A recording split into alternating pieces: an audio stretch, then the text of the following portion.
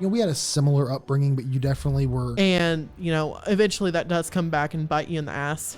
Eventually. Yeah, unfortunately, yeah. But magic is a way, as an adult, it's going to sound cheesy as hell, but when we're out in Kentucky doing these things, when we're appreciating what we're seeing, it feels like a glimpse into what I would consider a fantasy world. Yeah. Like riding through the stars and shit like that. I'm not saying we're hallucinating while we're out doing these things, but it gives me a glee, a childlike glee that I've come to appreciate a lot more. Yeah, I mean, Tales from the Dark specifically for me, like you definitely described it very well right there.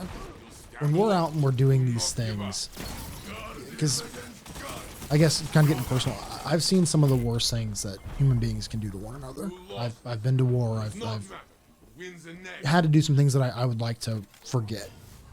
When we're doing these things, we're doing magic specifically. Magic is a reminder that not everything is as bad as your hometown, is as bad as your parents, is as bad as your boss, is as bad as your day-to-day that you wish you could quit.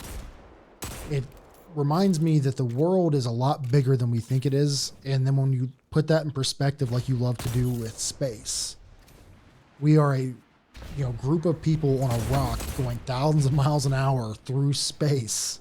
Yep. And at any time it could all be over like that.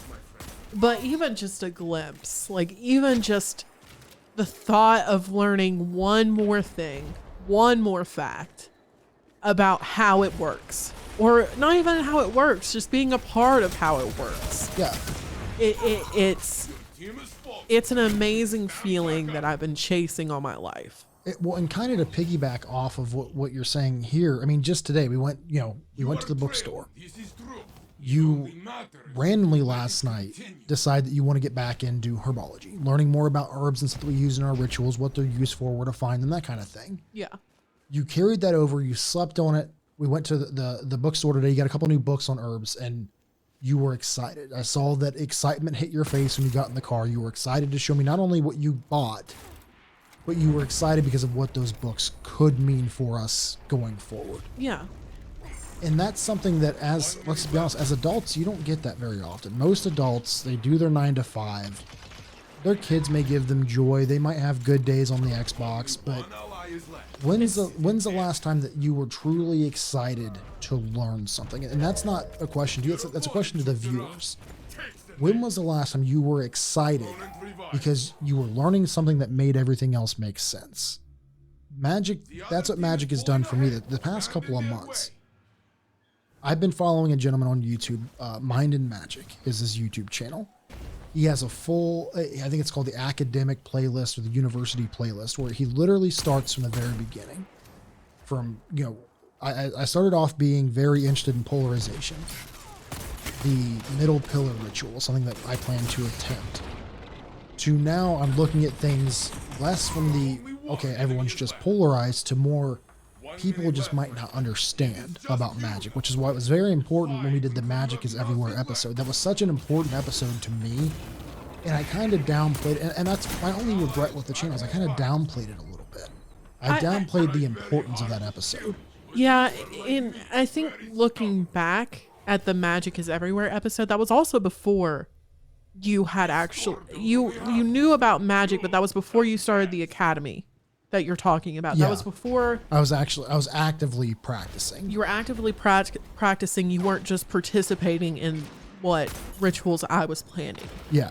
And we got a lot of flack from friends on that. People who practice, we got a lot of flack for how we perceive that episode, because my main thing for that episode, and I do want to do a follow-up. Yeah, me too. But the main message is going to be the same. Magic is fucking everywhere. Everyone's doing it, whether you want to acknowledge it or not, and it's accessible to everyone. This isn't the fucking caste system. This isn't something that is only for people who make $100K a year or up. And a lot of times people can get discouraged from the books they read. I mean, the fucking Big Blue Book. Yeah. The one that's by by Raymond Buckland. He, as much as I did appreciate that book, that's that textbook style of writing. Yeah. It's very hard when you're first trying to get into magic because you feel very overwhelmed. You feel like you need all these items, the wand, the cauldron, the Altar, all of these different things. I want to pump the brakes for a second.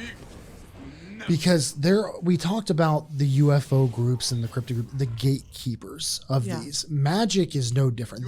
We touched on some of our friends reaching out and saying, hey, you guys got some of this wrong. I want to touch base on that because this is Patreon. Let's just be honest. This is the elite fan base here.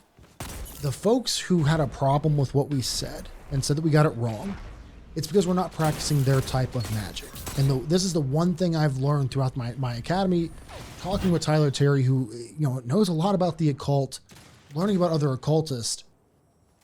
Let's just be honest, Aleister Crowley is a fucking menace to the magical community, but people still follow his workings, his practicings. There's going to be bad guys in everything.